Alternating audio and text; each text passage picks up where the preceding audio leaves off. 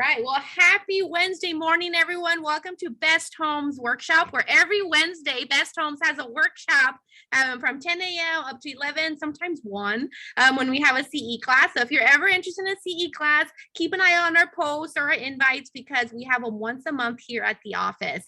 Bear Bad News today is not technically a CE class, but we're going to teach everyone how to learn how to run comps. So like I said earlier, comps at the end of the day, it's an opinion. You got an appraiser who does their version and they don't agree with the listing agent. And then we pull our own comps. And it's like, man, there's just so many ways. So today we are excited to announce our success manager over in Tucson, Arizona, Miss Alyssa Joyner. Tristan said not to say my joke, but I'm going to say it anyways. Alyssa, not to be mistaken for Melissa, not here at Best Homes Real Estate, where we have branch managers and what we call success managers here within the company. So Miss Alyssa's brand new, so we wanted to formally introduce you all here at Best Homes and everywhere in the world that we have a success manager in Tucson, Arizona, and she's going to show you today on how to run comps. Her version, her rawness of being a real estate agent, a successful real estate agent, I might add. So she has a nice little process of how to do that. So I'm going to leave it to you, Miss Alyssa. The floor is yours. And I am a student here as well to learn how to run comps today. All right, sounds good. Like Melissa was saying, it's definitely an opinion, definitely an opinionated process. You're going to find that sellers have their own opinion of what their house is worth, and you just have to do your best to bring, if you're representing the buyer, a number that you feel is fair and a good offer point if you're looking at it from that way. There's tons of different things to do. So I'm going to go ahead and share my screen so I can get started.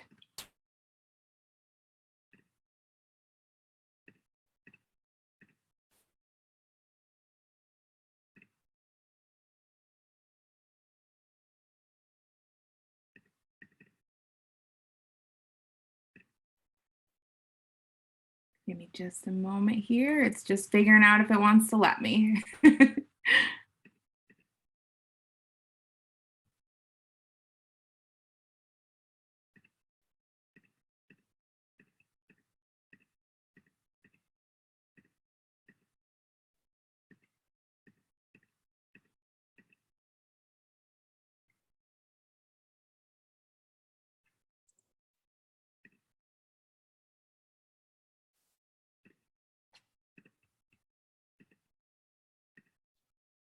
And while Alyssa's pulling up your screen, you guys, if you guys have any questions, feel free to comment in the chat box and some of us can help answer some of the questions as well.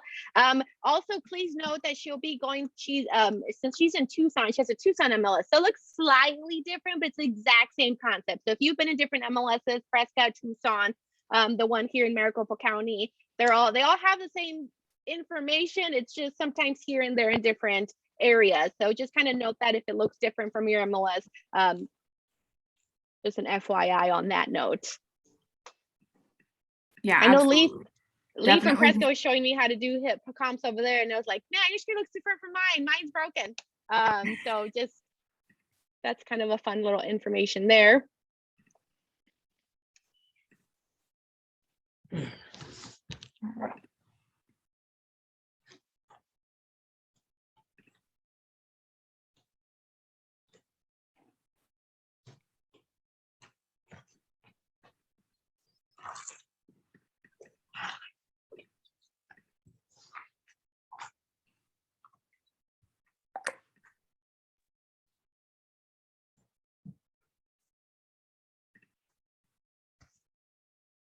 Okay. I think my computer wants to let me now. Sometimes it gets a little finicky. All right. Yay.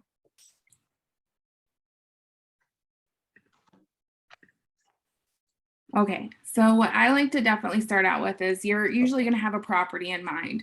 And what you're looking for is, say you're representing a buyer on the property and they're coming to you and they're asking if you think that this home is listed at a fair price. Now, that's definitely something that's hard to say in this market because what really is fair when you have people going tons over list price and it's really just kind of off the wall.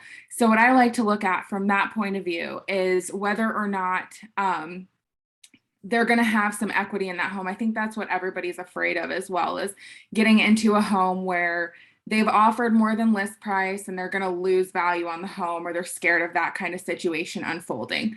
So I'm going to start with the listing we have here in Tucson. And the first thing I'm going to do in my MLS is go to quick search. So I can pull up the blank template here. And then I'm going to view my map. And then I want to go ahead and pinpoint an address. This is going to be the address that I'm looking at for my prospective buyers. So in this case, I'm going to use a listing I know I have here. Let's see here.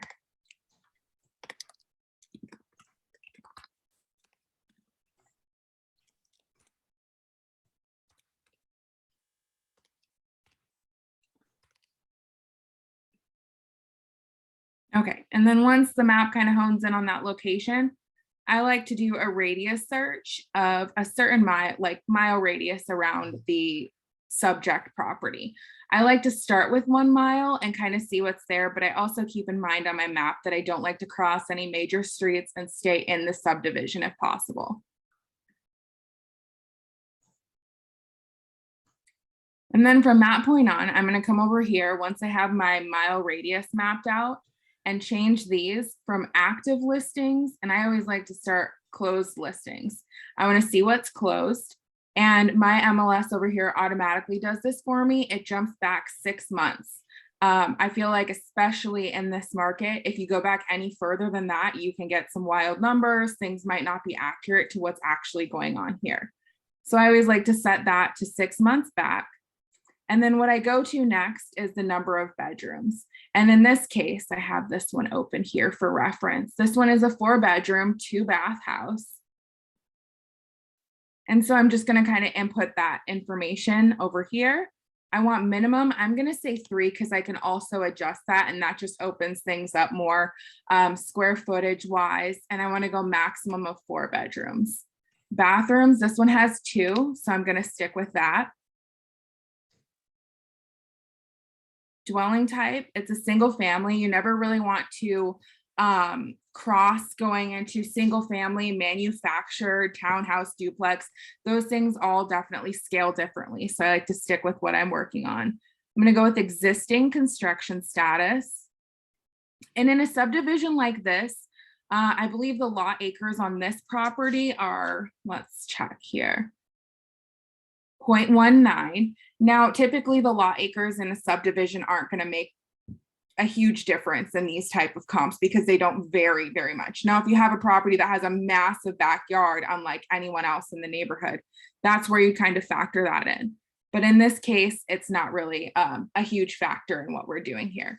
So this house was built in 2017.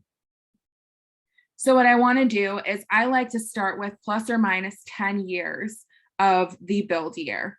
So that's what I'm going to take a look at first. So minus 10 years is going to be 2007. And then plus 10 years, obviously that's going to be past the time point we are. So I like to go ahead and just go with the year behind. So I'm not comparing like the fresh built houses that maybe just closed this year. This house, take a look at the pictures. This one does not have a pool in the backyard. I can definitely tell that from this picture.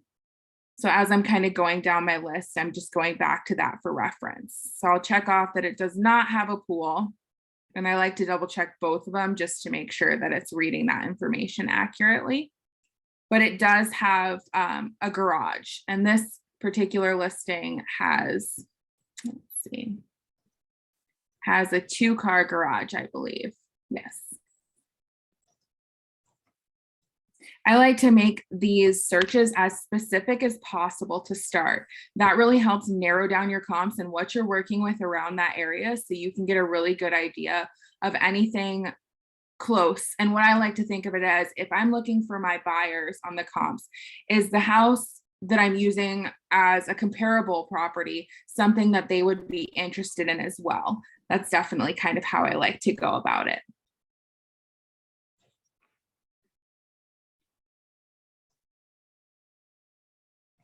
So from there, it definitely narrowed down the map that I'm taking a look at here.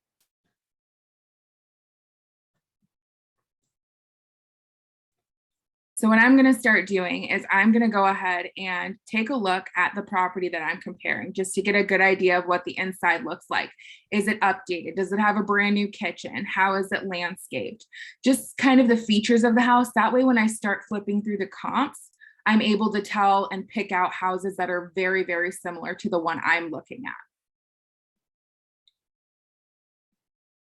So this one just has the basic, it looks like builder's kitchen still in it. It's very nice, but very plain. It's not customized, anything like that. Has a backyard with a gazebo, just kind of the typical house. Still has carpeting, it's not tile throughout. The standard bathroom, nice sized closet. So these are definitely things that I'm just trying to keep in mind, getting a general idea for the house that I'm looking at. So after I've gotten a feel for the house, I come back over here to my comps and I start clicking. Now I like to look at anything that is close in the neighborhood. I like to start as close as possible to it. One more thing I'm going to add to my search is stories. I like to keep that the same so I'm not further adjusting my comps. So since this is a one-story house, I'm going to run with the one stories. And that definitely eliminated some of the houses close by. So once I pull up a house on my MLS, I just go ahead and click on more info. And then I like to take a look at the photos again to see if it's something similar. Would my clients be interested in this house as well? That's a good place to start to see if it's comparable. This one is definitely more updated. So it definitely has those more updated features. But as you can see, the square footage is much lower than what we're looking at on our house. So this is not one that I would want to use for my comparison. How did you get that, sir? So I'm going to go ahead and come back over here, take a look at the next house on my list.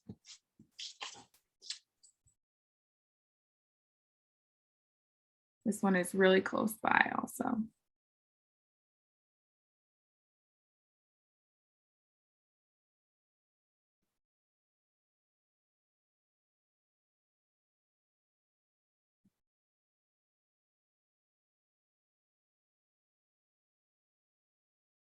It doesn't want to load that one for me.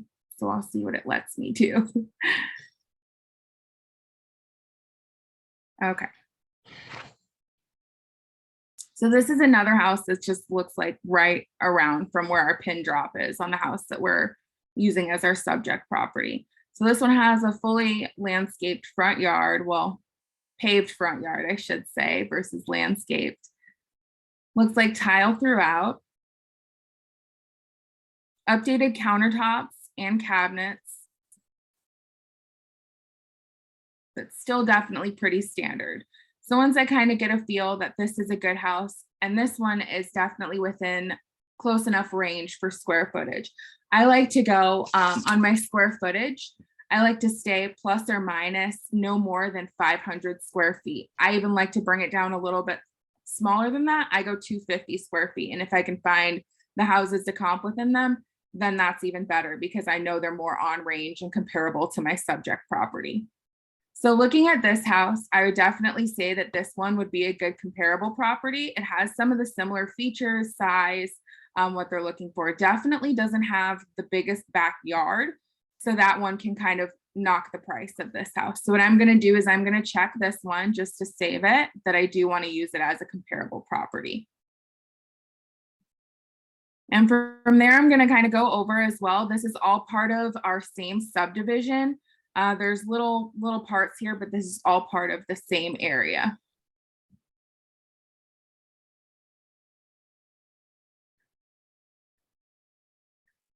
And then I'm just kind of go through the same process here on this one. Standard builder's kitchen, good sized backyard, has a view gate in the backyard. Let's see. tile throughout the house. So that, to me, a lot of people might not use that to comp, but I know that that's something a lot of people look for, especially now, is like tile throughout the house, because that's the first thing they're changing when they move in. So I definitely say, in my opinion, that that adds value. So I think this one would definitely be a good comparable property. It's 2,000 square feet. The house we're using to comp is 1959. So I'm going to go ahead and check that one off. I like to go for at least 3 comps. If they're hard to find, at least try and find 3 of them and kind of extend all of those parameters if necessary, push out a little bit further, and you're going to have to do kind of some more math to get your comps right in that area. But I definitely like to make sure I have at least 3 of them that I'm using as my comp properties.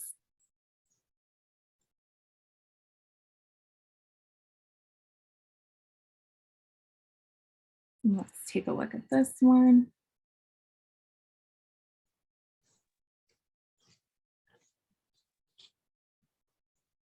This one definitely on the inside meets the mark. It's upgraded, definitely looks really nice. But what I'm looking at then is here, the square foot.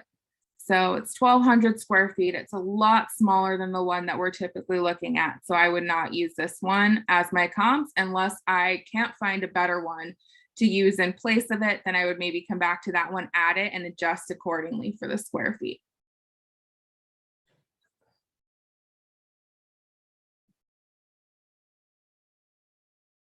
And same thing with this one. I'm just going to start looking at the square feet on them and just see if it's close by what I'm looking for. Like this one definitely is within range. So then I'm going to take a closer look at it.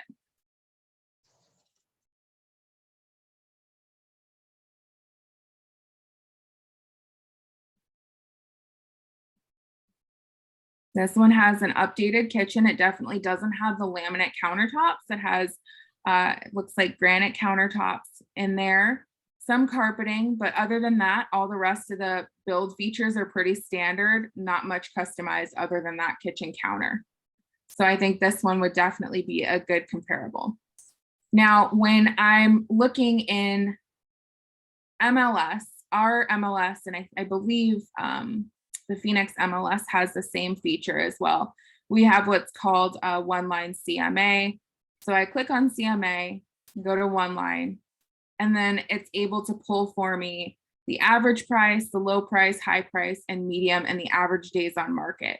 Now, what this one doesn't account for is seller concessions and repairs that were put in, because I like to consider those off the price of the house.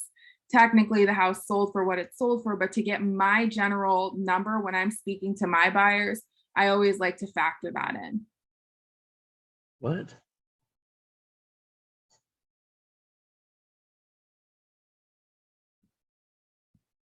So if we go back and we take a look at this house, we can pull up the details and see that the sellers only paid $200 off the purchase price, the closing price of the house, and they paid no seller concessions. So this one is definitely on the mark as far as what the price, what exactly it sold for. The seller concessions, we don't have to factor those in. So this is the information that's pretty fair to go off of. It also tells you what it was listed for and what it actually sold for. And then some other things that I like to look at when I'm running a comp of the house, I kind of make cheat sheets for myself and what to look at. Now, when people are doing improvements, because a lot of people are gonna say, kind of changing subjects here, but a lot of people are going to say when the listing of the house, the list agent, well, the sellers updated this, they updated that. So I kind of like to value those updates. I mean, a cost of the pool is roughly $30,000, but the appraisal value typically of a pool only adds $10,000 to house value. So those are definitely all things you want to take into consideration when you're looking at the houses and when you're comparing them and trying to come up with a good price for your buyer. And that's kind of why at the beginning we were going back to saying that the sellers are going to have one idea for the price and you might have another. And then factoring in today's market, you can definitely comp and you can find all these numbers at the average price of the house, the low price, the high price, and the median.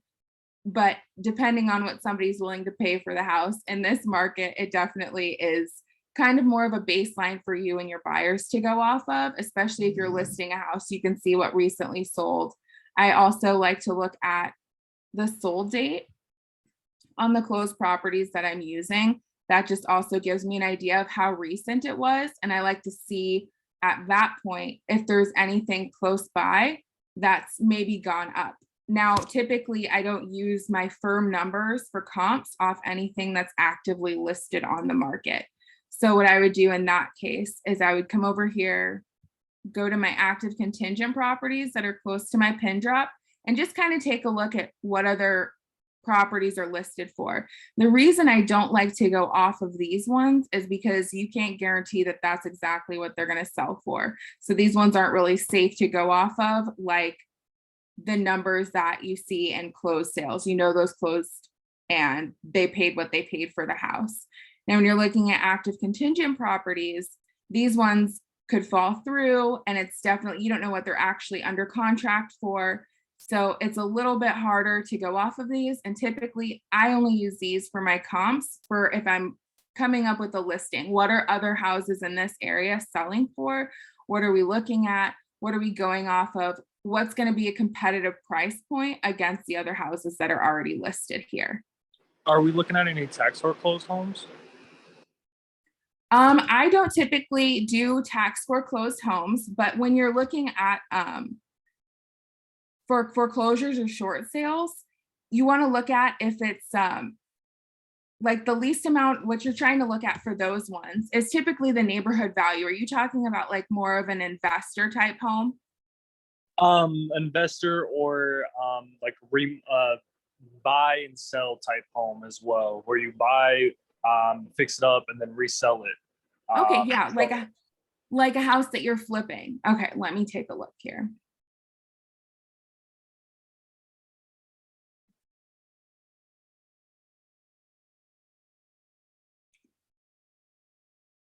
Because I've slowly just started getting into the tax foreclosures, and I do need a little bit of help with that.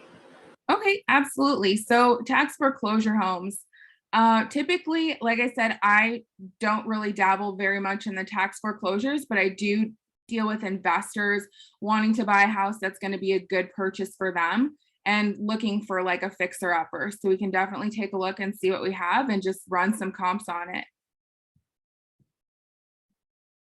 Perfect. Thank you. Absolutely.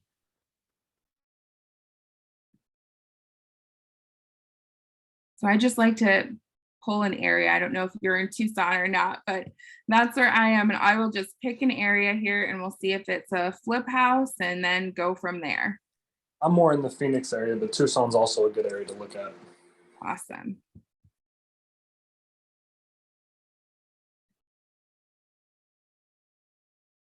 Is there any specific like years of houses that you've been seeing are good flip ones? Because I can search by the year and narrow it down that way. Not really. Most Okay. of my clients have been going towards more of the 70s, 80s. The older style homes is what they tend to be more drawn to. Okay, absolutely. All right, let's take a look at this one. Let's see here.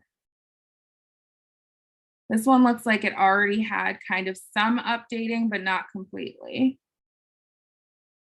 The fireplace is definitely still a bit outdated, and so is the floors. This one's listed at $450.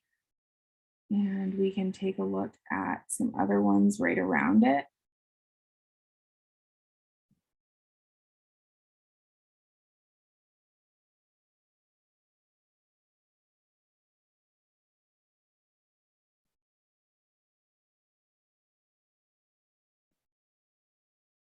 A lot of the ones that I'm clicking on right now are houses that are being listed by Opendoor. And I'm trying to stay away from those because they kind of try and do the whole fix and flip thing themselves. So that's why I was kind of clicking through a few of them there. Oh no, that's definitely understandable.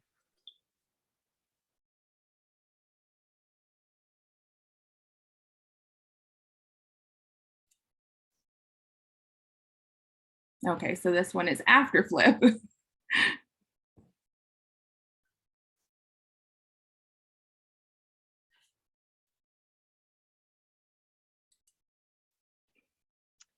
Alyssa, what is it that you're doing? Are you just clicking on active with a certain loan type and then kind of seeing if there is room for improvement? Yeah, so what I'm looking at right now is just active listings, and I was just had them narrowed down by construction status of existing. Ours is definitely different as far as like loan type. We don't, I know in your MLS, you guys have like the loan type to be able to search it. Ours is a little bit different where we just kind of have like these different criteria to narrow our search down by on my left-hand side of my screen here. So what I'm just trying to do is find like a house, and I know this general area, and a lot of them are where people will usually buy and flip houses. So I'm just kind of looking at the general area and seeing if I can pull one up really quick that is like a needs to be work done to it. That would be a good like fix and flip house. Hmm. Can I say something? I'm Sandra Jackson. Can you hear me okay? Yeah, absolutely. When you talked about what you should look at for a pool, I've taken several appraisal classes over the years, and I have like a cheat sheet from a couple of appraisers, and they really don't do a standard 10,000. They kind of decide it's according to what the home price range is. Right. And as the home sells for higher price range, so does the pool go up. And Right. so like in a non-pool to a pool house in a price range, let's just say 300, since that's where you were at, they have a $15,000. Okay. Yeah. Yeah, and that definitely, are you more in like the Phoenix area? Yes. Okay.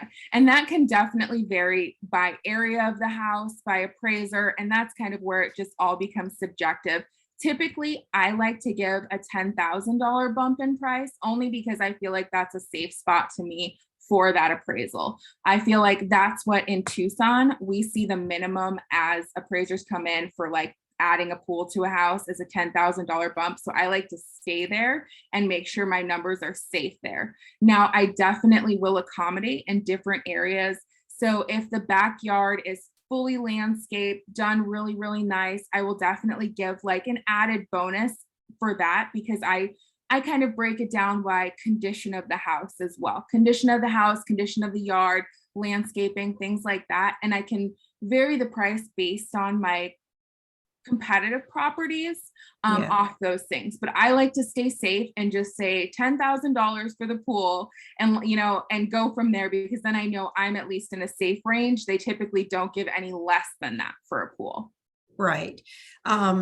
Sometimes it's really advantageous on the seller side before the appraisal to list all the bells and whistles to the pool because people are putting in pools that are 60, 70, up, 100 grand in Right. pools. And so I think it's really helpful. And I think that it's really helpful as a listing agent to note that in the remarks or doc tab section so that the buyer agents can see the bells and whistles and be able to do their comps accordingly or present offers that are within a comparable range. Yeah, absolutely. And that's kind of where I was saying, where it's kind of an objective thing, just like when Melissa was speaking about it at the beginning, I don't think that people accommodate for different features that other people look for. Some people think that flooring has nothing to do with the value of the house, and an appraiser might not see it that way. But when I'm comping a house and my sellers are telling me, if there's any carpeting, or my buyers, are telling me that if there's any carpeting, we're going to have to tear it out and we're going to have to redo it and we're going to spend that money doing it. Then that's definitely something I look for as a piece of value for my buyers or even listing the house, because that's definitely something that I hear all the time is tile throughout. So I don't agree with the part where people don't really see that as adding value to the house. I definitely think the flooring type adds value. And then kind of also going on what you said, like the pool and listing all those bells and whistles. I mean, that's a huge selling point, and that's definitely me. If I'm as a buyer's agent looking at that property and I see all the features, and if the pool is easily maintained and they've added things like that, maybe it's solar heated, I'm definitely pointing that out to my buyers. Hey, you know what? This is what this pool has. This is very important. This is what you guys are looking for. This is going to make your life easier. So I do think you're absolutely correct. It adds value. I just, from a safe standpoint, don't like to overvalue it and on my end in my numbers, because I know that things can kind of be And a shot in the dark when it comes to an appraisal. that's right. And that's what they said also in these classes, is that what's really of value to the seller. And, oh, we redid our floors and we put this amount. But if you know, like you said, if you know your buyer's going into it and saying, oh, I don't like that, that's all coming out, it's not of value to them. So Absolutely. yeah, it goes both ways. But they can say that. And of course, you feel for the seller that did that 10 years ago and now it's no longer updated. Right, exactly. They spent all that money putting it Right. in, and now your buyers hate it anyway. Right. Thank you. Absolutely. So this one is what I found as far as like a house that typically, to me, I would say this house could definitely be flipped. I'm looking at the area that it's in, which is right down here, where the star is. That's northwest side location. It's close to a ton of amenities. So that's definitely a very, very sought after neighborhood. Let me find the right tab here. I might have just closed it. Okay. Nope, I got it. All right. So this neighborhood is definitely something that would be beneficial from a flip and running a flip in it. Just because what people are looking for down here is typically the ones that I was clicking through and we were seeing, the ones that are turnkey. So from a value standpoint of this, just looking at, let me take a look and enter this address here and we can run like a full comp on it.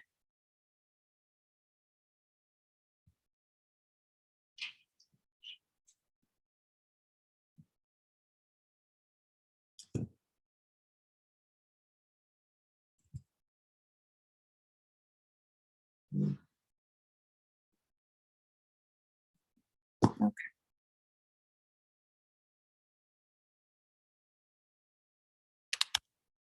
So I always like to do my pin drop. That way I can see exactly how close the other properties are to it. Even though I'm right here, it just makes things easier and to go back and be able to find it.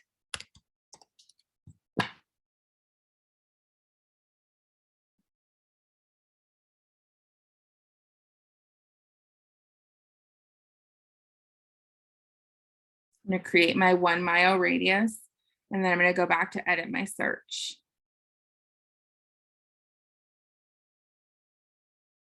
What I want to do is first I want to, before I do anything else, first I want to grab the square footage of the house so I can make sure I'm staying within a reasonable amount to that. If my pin wants to let me, there we go. Tucson MLS is fun. Okay, so it's a 1,300 square foot house.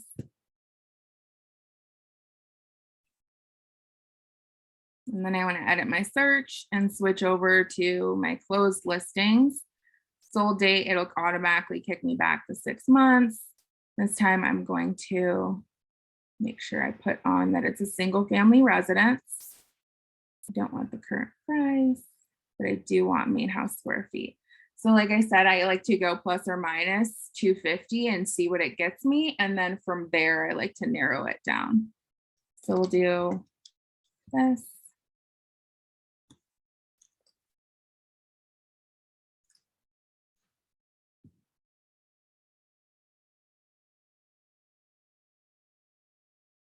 It does not have a garage, any of those other features. And as you can see, when I start narrowing down stuff, Things are disappearing on the map. So here's something else in that neighborhood. And this house is just a few square feet smaller. It's only a 2-bedroom, 2-bath, but it closed it. Doesn't have a garage either, just a carport, closed at $250,000. Just a guess, this one was likely an investment property that has probably gotten flipped or going to be, because it's definitely older. So what I want to check out is anything else close by, but I definitely want, let's see, 3 bedrooms. Here's another one. So this one was also, this one would be a good candidate. It's really close to the square footage, and this one definitely needs some updating. So this is what we're looking at, and I'm going to check that off so I can make sure it goes on my list. And what I also want to take a look at is if I can find a house that is very similar to this one, but it's been redone and what it went for. And do you see how I just like crossed a major roadway, Oracle James Station? I try not to do that when I'm running my comps, because just crossing that roadway, I went from being in the 200,000s all the way to the 500,000s. And sometimes it's as simple as that, like you cross the street and the price just jumps. So I'm going to go back down this way. Okay, this is one of similar square footage, and it looks like it's already been updated. So as a flip investor or buying foreclosures or things like that, this is something I want to look at. I want to take a look at the house that's updated. It's a little bit different style on the outside. They kind of catfish you there because you don't see that coming when you just see the inside picture. So I'm not going to use that one. It's not like the brick adobe style house that I'm looking for. And I don't think any of these ones are going to be in here. So I'm going to expand a little bit more. And I'm going to go up this way. And I think that's probably going to be, I think I used this one already. But now I'm really just looking for a house that is similar, but that's been updated. So I'm actually going to switch over to active contingent properties and see what they're trying to list similar houses for in comparison to my subject property. But first I want to do this. So this one's listed at 350 and it needs full, complete updating, I would say, on the inside of that house. So I'll go back to active contingent. And this one was listed at 330 and I want to take a look at it. Looks very similar, has a carport. They don't have any pictures of the inside, so this is not one that I'd want to use.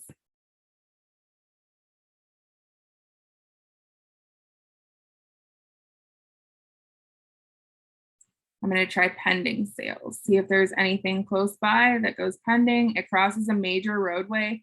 And in Tucson, if you cross a major roadway, you're getting into a whole other type of house. So I'm actually going to go back to active. This is kind of my last resort in searching. I will go to active listings and see if there's anything close by that's similar in price, same style house. That's stucco house. It's not adobe style, so I don't want to use that one. And then because I've exhausted all of those options and trying to see what's on the market, what's closed recently, what's under contract, what are they going for right now, I'm actually going to change my radius search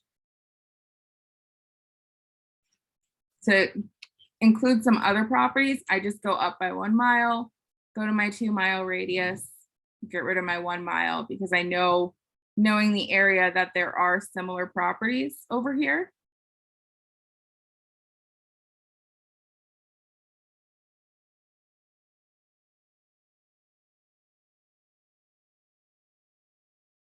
Similar to this one. So this one is an adobe style house and it's a little bit more square feet and it is listed for 2,000 or 2,800, sorry.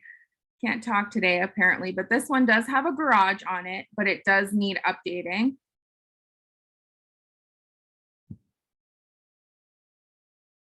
This one is fully updated. This is one that I would like to look at. It's very close in square feet, although it only has the 2-bedroom, 2-bath. I can accommodate for a bonus in my price for that, and consider, you know, adding on an additional bedroom is going to make my price go up, but the square footage is almost spot on. We're very close there. I think 16 square feet off or so. So I'm gonna get some more info on this one and look at the pictures. So this one has been fully redone and they're selling this redone house for $315,000. So what I would gain from that is that I would not choose this house down here, our subject property, as an investment house due to the reason, or due to the fact that the house they're using up here is listed for less than that. And this one's already selling for $350,000 and needs a complete remodel done to it. That's kind of how I go about investor type properties. I like to look at what they're selling for. We have definitely big investor areas here, and this is one of them. As you can see, like a lot of them have been flipped already, or they're being purchased, and that's likely what's going to happen with them.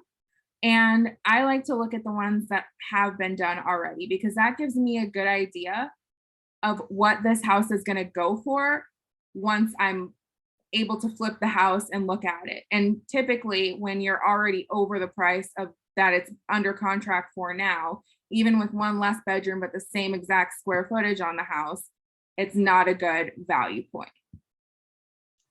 Hopefully that answers your question. It actually does for the most part. Okay, I awesome. realize right now that there's a lot of investors for rental properties, etc.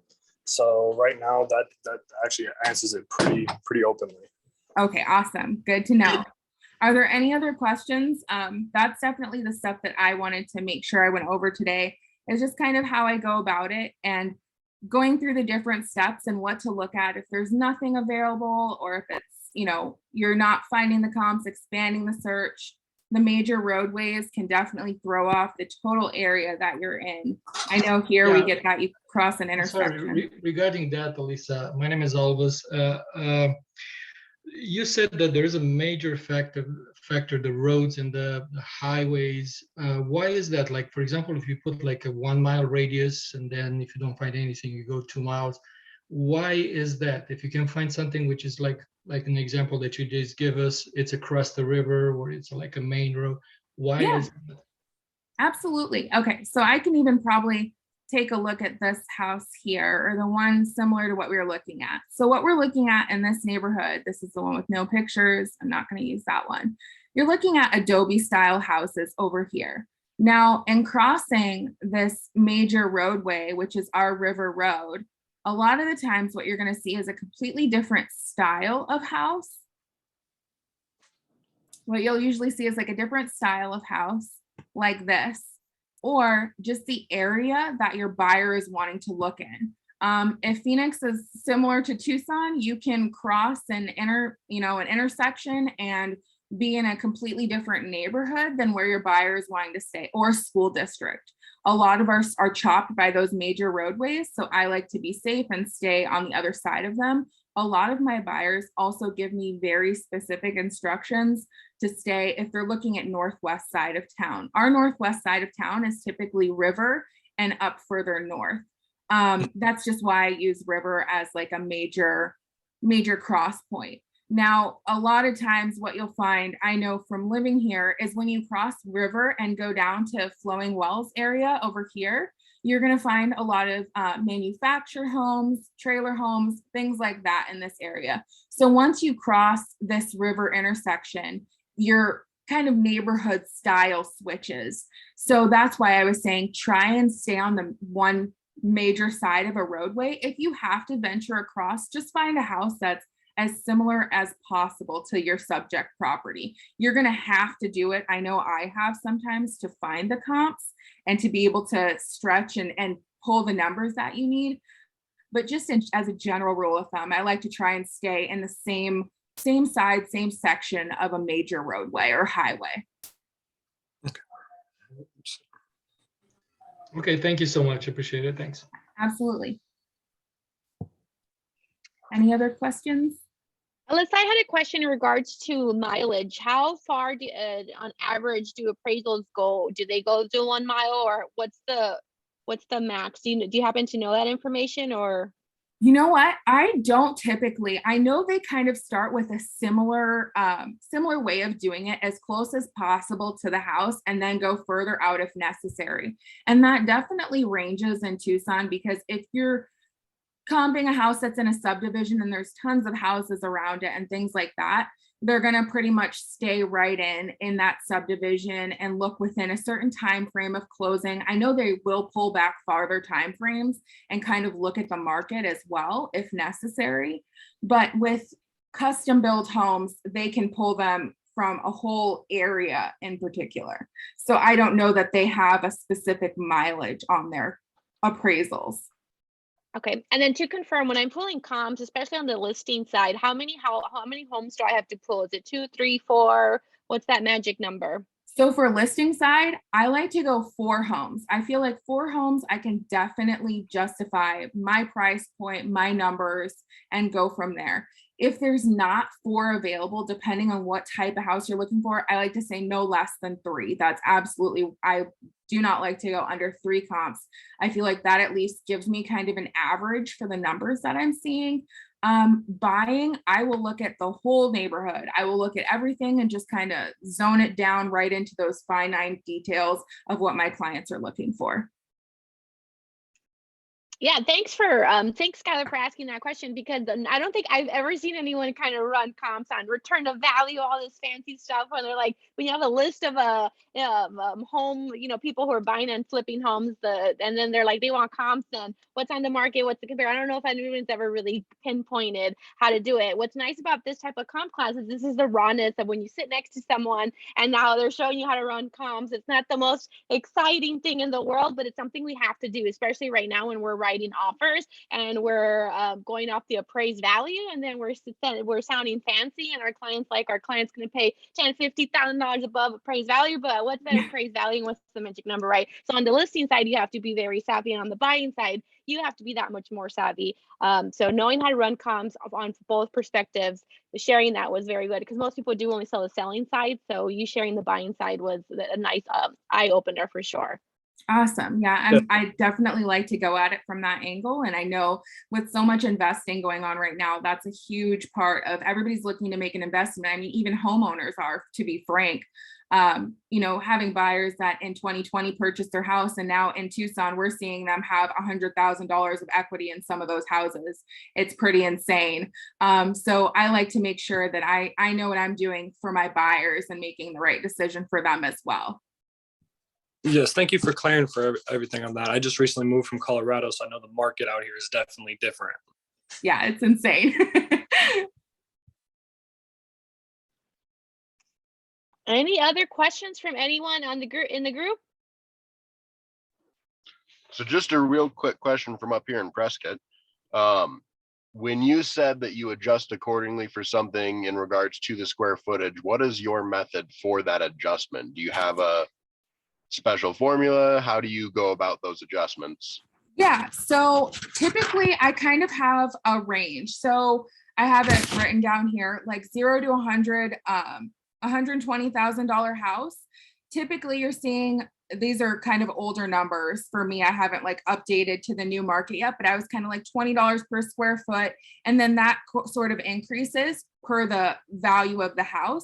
And I have kind of another way I go off of that as well. Like, for instance, when I was talking about doing the 2-bedroom versus 3-bedroom, when I'm making the jump from a 2-bedroom to 3-bedroom house, I definitely add, and I don't like to overestimate, again, because I'm not an appraiser. And at the end of the day, they see their values and find their values where they find them. So what I like to do is I kind of go from 2-bedroom to 3-bedroom. I consider that like a $5,000 price increase of the house. So that house would be $5,000 more valuable than the one I'm comparing. Same kind of thing goes with square feet. If I'm looking at that, which is why instead of going up to 500 square feet in difference in value, I like to stay around 250 because at the end of the day, I'm not really having to make that many more adjustments as far as square feet go. You're going to find a more typical price per square foot number if you're looking at all those other details factored in as well. Hi, I have a Okay. quick question. Mhm. So when you're talking about adding value to like a room, so sometimes rooms add square footage, sometimes it doesn't necessarily. Would you add those both together? So let's say when you're looking from a 2-bedroom to a 3-bedroom, and let's say a 1,500 square foot house to a 1,600 square foot house, are you adding in the additional square footage and the additional bedroom, or what are you calculating? Yes, I would add both of those in because you're not only adding that extra bedroom, but you're adding square footage to the house overall. So Okay. then that amount of square footage, if you're talking about adding 100 square feet or 200 square feet, anything like that, can push you kind of do a different square footage category. You're going to now have houses that you're able to compare yourself with that you weren't before, being in that lower square footage range. Okay, thank you. Absolutely. Now, does that just work for residential or also like duplexes and et cetera? So as far as duplexes go, this kind of method will work for any of those. But definitely as far as square footage goes, you have to look at that, adding a bedroom, adding the square footage. I know typically you're not doing that kind of unless you're on the inside of the house, typical remodels for the duplex, unless you're gutting it and starting over. But if you are adding that square footage, you're going to be comparable with a whole different set of comps than you initially were. So you are going to want to add the value there. But if you do close off a bedroom, that's where things can get a little bit more little fine details, because what you're looking at then is, are you taking away value from another part of the house to add a bedroom somewhere, say in like a duplex or something like that, in like a smaller square footage setting? Are you taking away to add something? And that's where you kind of have to look at your numbers, and that's where it kind of gets into very like buyer or seller specific things when you start looking at those type of details. All right, thank you. Absolutely. Any Alyssa, other- what is the question what is the cost of this in an appraisal? So as a homeowner, you know, they're like, oh, there's one thing you have to pay, Melissa, the inspection, then you gotta pay for the appraisal. What is the average cost of an appraisal? So what I'm seeing here, my most recent closing, I believe the appraisal was around $450 to $550. That's kind of the number that I see or like to give a range for. And that's what I usually tell my buyers, especially, to expect when they're paying for an appraisal. Perfect, thank you. Well, that brings me to my next question, and I'm gonna pick on Alan Kushmakov, the CEO owner of Best Homes Real Estate, is on the call right now, and there's something he says to his clients. So I've been working with Alan going on 5 years from now. So he's a master lister out there, and he's always done a really good job. And the art of listening and observing people is my favorite thing. And he says something before he goes to listing appointments that I wanted to see if he would be willing to share to the group. So we just learned the value of what you pay someone to do this. And as listing agents, as buyers, we do this for free to the people we're going to list the property for. And essentially, every time I show a house, I'm doing this. Like, there's value to that work. So we always have to be very proud and, you know, do videos, do TikToks, do whatever we can to ensure that the people we're working with respect the work that it really takes. So every time you tell me to run a comp, this is kind of like what I'm doing. And imagine doing that for like endless amount of houses that we're showing. So Alan, if you don't mind sharing with the group, I know there's when you go to you have a nice hot lead on the phone and they're asking like, why do you have to come to my house? Most of the time people are like, well, I'll email you the comp or I'll call you on the phone. And then they don't get to that next step where it's like, I have to go into the house.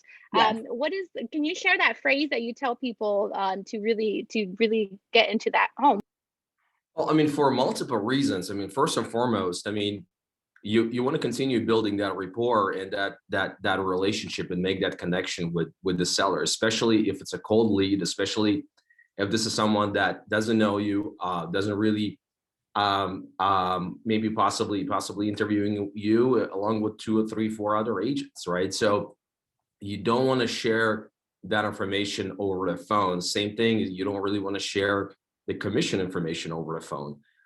So the first things first is like, hey, we got to go there. We got to take a look at it in person. Ideally, we want to walk through the house, walk through the property, maybe possibly even help you in terms of improving the showing condition of your home, right? Or possibly even increasing the value of your home without you doing that much work. And there are a few things, or a few tips that I can share with you that may possibly benefit you in getting most money for your house. Essentially, what we're doing is we're offering you a more accurate, more precise price analysis or price assessment of your home without charging you what the appraiser would, usually about $500, $600, $700 for it. So you want to accomplish, again, a couple of things. Number one, you want to get your foot in the door, right? Number two, you want to go and see in what condition the house is in. Because the house can be in a really, really nice conditions. They have done a lot of work to it, and you can probably ask more money for it. Or the house can be in despair condition. It can have a lot of personal belongings, very cluttered. The pool is green, and you got stuff left and right. Probably you're not going to be able to get the same amount of value, right? If it's a move-in ready or in a showing condition. So that's important. Another thing I think is important, especially when you're going in a listing appointment, is make sure you check the Zillow Zestimate, check Redfin, their estimate, because most likely the seller will have a Zillow app on their phone or a Redfin app on their phone, and that's where they're going to go to see how much their house is worth. So be prepared for that.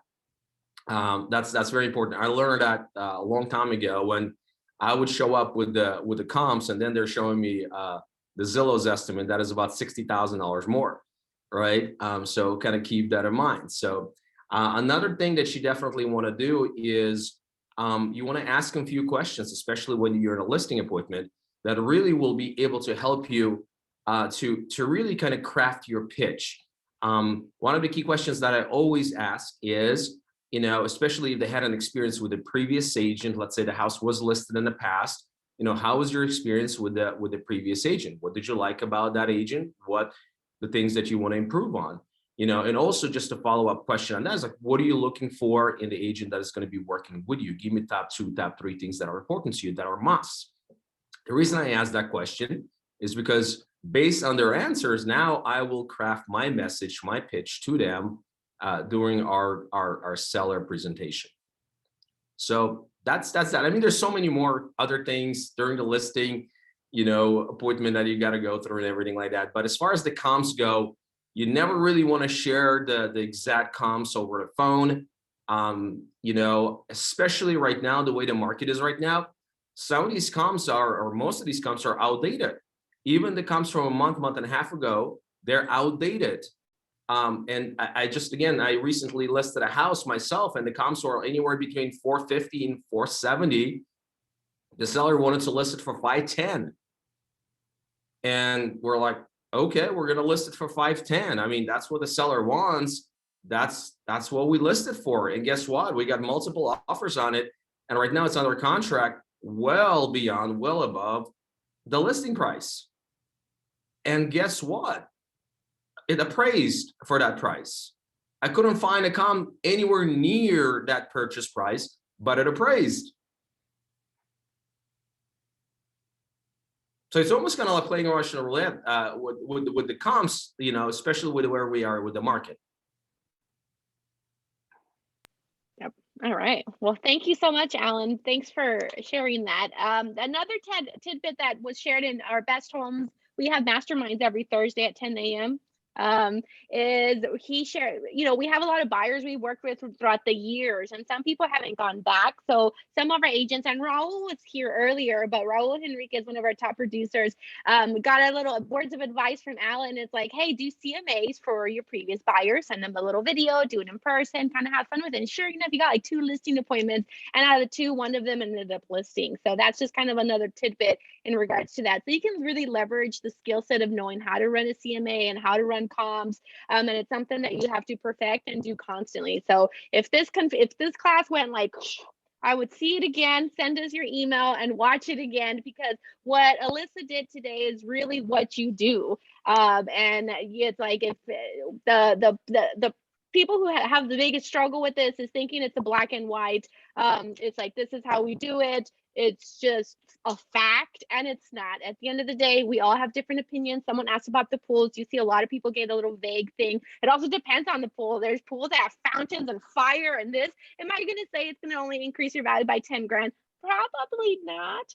But in the rule of thumb, you know, you'll have your own number, and there's a lot of people who get into real estate to flip homes. So if you're in it, like Jose in here, Elvis, Alan himself, and a few of us, you kind of have to learn how to run comps on a flip, return of investment, ROI, all those fun words that I've thrown out there. And Miss Alyssa did kind of go through that in the area of Tucson. And thanks for everyone who asked any questions. But before we leave you all to your busy days, put in your emails in the chat box if you'd like the recording of this video, or if you'd like a private session with Alyssa or myself on how to run comps. And we can definitely take that time to kind of walk you through it in a little bit more depth. We'll be hosting this workshop often within our company, because running comps is not something you learn in one session as much as we wish we would, right?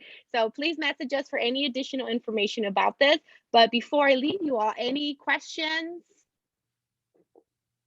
If anyone wants to reach out to Alyssa, Alyssa, what's the best way to connect with you? So I can be reached at phone, text, email, phone number. I can throw my phone number in the chat box for everybody to see and be able to connect with me. I'll put my email up as well. If you have any questions or want to do something, go over comps, more than happy to anytime. Right on. Cool. Great job. Perfect. Thank you, Alyssa. Thank you all so much. Enjoy your Wednesday. Thanks for coming into Best Homes Workshop today. I'm going to give it a second for the emails to pop up in the chat box before we let everybody go. So feel free to stay and ask questions.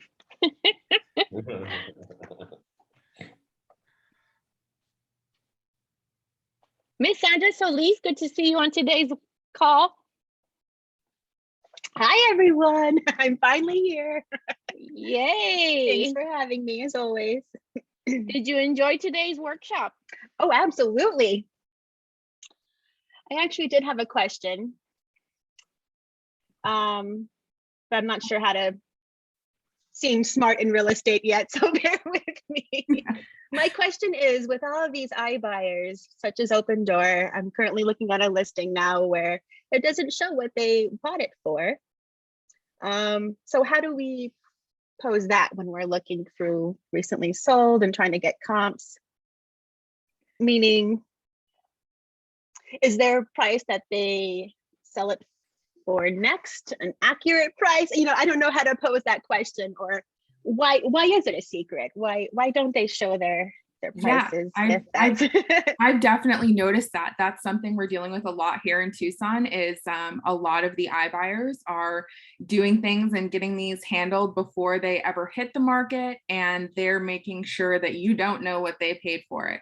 A lot of the times where it is showing what they paid for it, in the recent months I found, it's very close, if not right on the list price. And what we've been finding primarily here in Tucson, and I don't know if this is the same for Phoenix, is that they're doing that to try and get their money out of it. Essentially, what the comps that I'm pulling on it, they're overpriced a lot of the times with Open Door and iBuyers. So I've definitely found that a lot of the times they are just trying to pull their money out of it. They don't want you to know what they paid for it. And sometimes they're underwater on it. So they're not going to be flexible with those offers.